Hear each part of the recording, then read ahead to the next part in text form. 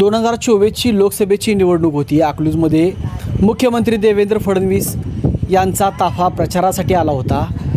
आमदार रणजितसिंह मोहिते पाटील पुष्पगुच्छ घेऊन अकलूजच्या एका चौकात उभे होते। गाड्यांचा ताफा न थांबता तसाच तिथून निघून गेला। त्यानंतर रणजितसिंह मोहिते पाटलांना विचारलं, तुम्ही त्या ठिकाणी मुख्यमंत्री थांबले नाहीत? तर ते म्हटले, माझे नेते अकलूजमध्ये आले होते, त्यांचा सत्कार करायला जाणं माझं कर्तव्य होतं, मी त्या ठिकाणी गेलो होतो। मात्र या उदाहरणाची आठवण करून द्यायची आज का वेळ आली आहे, त्याचं कारण म्हणजे काल सोलापूर जिल्ह्यामध्ये मुख्यमंत्री देवेंद्र फडणवीस आले होते, मात्र त्या कार्यक्रमाला रणजितसिंह मोहिते पाटील नव्हते। नुकतंच आता येत्या 13 तारखेला रणजितसिंह मोहिते पाटील यांची विधान परिषदेची टर्म संपते आहे आणि त्यातच त्यांनी मारलेली ही दांडी, त्यामुळं अनेक चर्चांना उधाण आलेलं आहे। नक्की या चर्चा काय सुरू आहेत?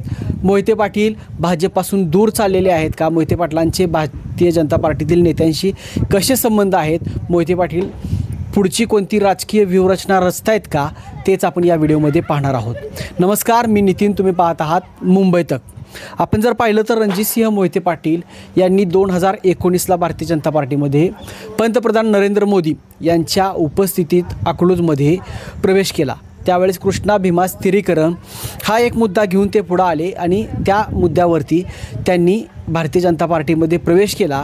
यापूर्वी राष्ट्रवादीमध्ये मोहिते पाटलांची सोलापूर जिल्ह्यामध्ये होणारी कुचंबणा, या अनेक मुद्दे आपण यापूर्वी देखील पाहिलेले आहेत। 2019ला प्रवेश केला, त्यानंतर त्यांनी अकलूजचा जो आमदार आहे त्यावेळेस राम सातपुते यांना काही दिवसांमध्ये त्या ठिकाणाहून आमदार म्हणून निवडून आणलं। त्याचबरोबर त्यापूर्वी माढ्याचे जे खासदार आहेत रणजितसिंह नाईक निंबाळकर, त्या ठिकाणाहून विजयसिंह मोहिते पाटील हे खासदार होते, ती जागा त्यांना सोडून त्यांना त्या ठिकाणाहून निवडून आणलं। जिल्हा परिषदेचा अध्यक्ष भाजपचा केला आणि भारतीय जनता पार्टीला सोलापूर जिल्ह्यामध्ये एक चांगले दिवस आणण्याचं काम मोहिते पाटलांनी केलं, की जो सोलापूर जिल्हा राष्ट्रवादीचा बालेकिल्ला होता। त्यानंतर आपण पाहिलं की 2019 ते 2024पर्यंत अनेक घटना घडल्या। सोलापूर जिल्ह्यामध्ये भारतीय जनता पार्टीचा स्वतंत्र गट निर्माण होऊ लागला। त्यामध्ये खासदार रणजितसिंह नाईक निंबाळकर यांना पुन्हा 2024ला उभं राहायचं होतं। आमदार राम सातपुते यांनी आपलं स्वतंत्र अस्तित्व निर्माण करायला चालू केलं होतं। त्यातूनच मोहिते पाटील, राम सातपुते, रणजितसिंह निंबाळकर अशा पद्धतीचा एक संघर्ष निर्माण झाला आणि सोलापूर जिल्ह्यामध्ये मोहिते पाटलांना विरोध करणारे सर्व जे नेते होते ते पुन्हा एकदा एकत्र आले आणि त्यांनी थेट रणजितसिंह नाईक निंबाळकर यांची पार्लमेंट बोर्डातून उमेदवारी मंजूर करून आणली। तिथंच ठिणगी पडली आणि मोहिते पाटलांनी राष्ट्रवादीमध्ये प्रवेश करत तुतारी हातात घेत लोकसभा लढवली आणि त्या ठिकाणाहून गवगवीत असं यश संपादन केलं आणि तिथूनच पुन्हा एकदा भारतीय जनता पार्टी आणि मोहिते पाटलांमध्ये अंतर पडायला सुरुवात झाली। रणजितसिंह मोहिते पाटील हे भाजपचे सदस्य होते, मात्र ते त्या ठिकाणी प्रचाराला उघडपणे कुठंही आले नाहीत। त्यानंतर विधानसभा आली। विधानसभेमध्ये देखील राम सातपुते हे भारतीय जनता पार्टीचे उमेदवार होते, तर उत्तम जानकर हे मोहिते पाटलांचे पारंपरिक विरोधक असणारे हे कट्टर विरोधक तब्बल 30 वर्षानंतर एकत्र आले आणि त्या ठिकाणाहून अल्पमतात राम सातपुतेंचा पराभव केला। त्यानंतर अकलूज नगरपालिका आली। त्या नगरपालिकेच्या निवडणुकीमध्ये देखील रणजितसिंह मोहिते पाटील हे पुढं आले नाहीत। राष्ट्रवादीचा पॅनल लावून धैर्यशील मोहिते पाटलांनीच त्या ठिकाणी खिंड लढवली, की जे जयसिंह मोहिते पाटील आहेत, की जे राजकीय व्यूहरचना त्या ठिकाणी अकलूजमध्ये करत असतात, त्यांनी सांगितलं होतं की आम्ही भारतीय जनता पार्टीकडून उमेदवारी लढवणार, भारतीय जनता पार्टीतून नगरपालिकेची निवडणूक लढवणार। मात्र त्यावेळेचे जे AB फॉर्म होते ते शहराध्यक्षांकडे देण्यात आले आणि पालकमंत्री जयकुमार गोरे यांच्या नेतृत्वाखाली आणि माजी आमदार राम सातपुते यांच्या नेतृत्वाखाली ही अकलूजची नगरपालिकेची निवडणूक लढली गेली। त्यात देखील मोहिते पाटलांना साईडलाईन केलं गेलं आणि तिथूनच मोहिते पाटील आणि भारतीय जनता पार्टी हे अंतर वाढत गेलं। मात्र मोहिते पाटलांचे जे संबंध आहेत राजकीय नेत्यांबरोबरचे ते जैसे थेच आपल्याला पाहायला मिळतात। सोशल मीडियाच्या माध्यमातून मोहिते पाटलांनी घेतलेल्या भाजप नेत्यांच्या भेटी असतील, धैर्यशील मोहिते पाटलांचे आणि केंद्रीय गृहमंत्री अमित शहा यांच्या बैठकीचे काही फोटो असतील, मुख्यमंत्री देवेंद्र फडणवीस, माजी मुख्यमंत्री विजयसिंह मोहिते पाटील, रणजितसिंह मोहिते पाटील ह्यांचे भेटीचे फोटो, कार्यक्रम दरम्यानच्या चर्चेचे फोटो, त्यामुळं यांच्या नेत्यातील वातावरण जरी व्यवस्थित असलं तरी देखील स्थानिक वातावरण हे पूर्णपणे मोहिते पाटील आणि मोहिते पाटील विरोधक भाजपचा असणारा गट अशा पद्धतीचंच वातावरण झालेलं आहे. त्यानंतर थेट जिल्हा परिषद पंचायत समितीची निवडणूक आली आणि भारतीय जनता पार्टीचा सुपडा साफ करू असा इशारा धैर्यशील मोहिते पाटलांनी दिला. त्या निवडणुकीमध्ये देखील रणजितसिंह मोहिते पाटील हे कुठंही स्टेजवरती येऊन पुढं येऊन निवडणुकीमध्ये सामील झालेले दिसले नाहीत. मात्र त्यांना भारतीय जनता पार्टीच्या जे उमेदवार आहेत त्यांचा देखील कुठं प्रचार केलेला नाही.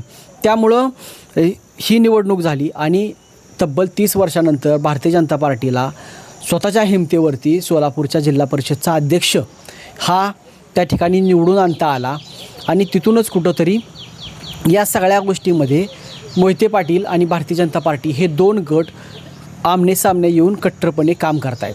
काल मुख्यमंत्री सोलापूर जिल्ह्यावरती आले. त्या ठिकाणी जे नवनिर्वाचित सदस्य आहेत त्यांच्या सत्काराचा कार्यक्रम होता. मात्र त्या कार्यक्रमाचं जे आयोजन होतं ते पालकमंत्री जयकुमार गोरे यांनी केलं होतं. त्यामुळं जयकुमार गोरे, राम सातपुते आणि मोहिते पाटील अशा पद्धतीचं जिल्ह्यामध्ये 1-2 गटाचं राजकारण सुरू असताना त्यातच मोहिते पाटील की जे रणजितसिंह मोहिते पाटील आहेत भाजपमध्ये जरी असले तरी देखील त्यांनी कोणत्याही भाजपच्या उमेदवाराला निवडून आणण्याचं काम केलं नाही. त्यामुळं त्या कार्यक्रमाला कदाचित त्यांनी अनुपस्थिती दाखवली असावी. त्यांनी त्यांचे जे सुविसहाय्यक आहेत त्यांनी एका वेब पोर्टलला मुलाखत देताना सांगितलं की रणजितसिंह मोहिते पाटील हे एका लग्नानिमित्त परगावी गेले होते, त्यामुळे ते या कार्यक्रमाला येऊ शकले नाहीत. असं जरी असलं तरी देखील दुसरे एक कारण म्हणजे हा दोन गटातील जो संघर्ष आहे त्यामुळंच मोहिते पाटील हे त्या कार्यक्रमाला आले नाहीत असंच एक चर्चा मतदारसंघामध्ये सुरू आहे. आता मोहिते पाटील आणि भारतीय जनता पार्टीच्या नेत्यांमध्ये किंवा भारतीय जनता पार्टीमध्ये अंतर पडलं आहे का, मोहिते पाटील भारतीय जनता पार्टी सोडतील का, तर याचं उत्तर हे पाठीमागचे जे काही घटनाक्रम आहेत यावरून समजून येतं की आपण पाहिलं की आत्ताच शेवटचं अधिवेशन रणजितसिंह मोहिते पाटलांचं झालं आणि त्यामध्ये मुख्यमंत्री देवेंद्र फडणवीस यांनी जे भाषण केलं, रणजितसिंह मोहिते पाटलांचं जे कौतुक केलं की त्यामध्ये एक दिसतं की एक आपुलकीचा भाव आहे आणि मोहिते पाटलांच्या घराण्याविषयीचे जे संबंध आहेत तेच त्यावरून दिसत आहेत. आणि आत्तापर्यंत आपण पाहिलं की मार्कडवाडीची घटना झाली. मार्कडवाडीच्या घटनेचा त्या EVMचा जो उठाव झाला त्याचा मास्टरमाइंड रणजितसिंह मोहिते पाटील आहे.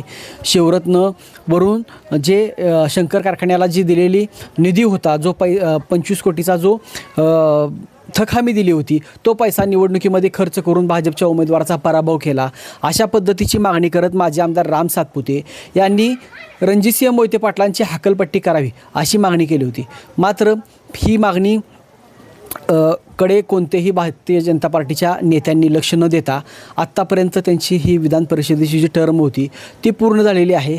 आणि वारंवार जे भारतीय जनता पार्टीचे नेते असतील किंवा इतर नेते आहेत त्यांच्यासोबतचे जे संबंध जर पाहिलं आणि मोहिते पाटलांची जिल्ह्यामधील जर आज ताकद जर पाहिली, आपण लोकसभेला पाहिलं आहे, विधानसभेला पाहिलं आहे, त्यानंतर नगरपालिकेला देखील मोहिते पाटलांनी आपला करिश्मा दाखवला.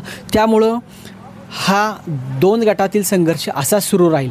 मात्र भारतीय जनता पार्टी मोहिते पाटलांना अंतर देणार नाही किंवा मोहिते पाटील हे भारतीय जनता पार्टी 2029च्या निवडणुकीपर्यंत तर सोडणार नाही अशीच एक चर्चा राजकीय वर्तुळात सुरू आहे.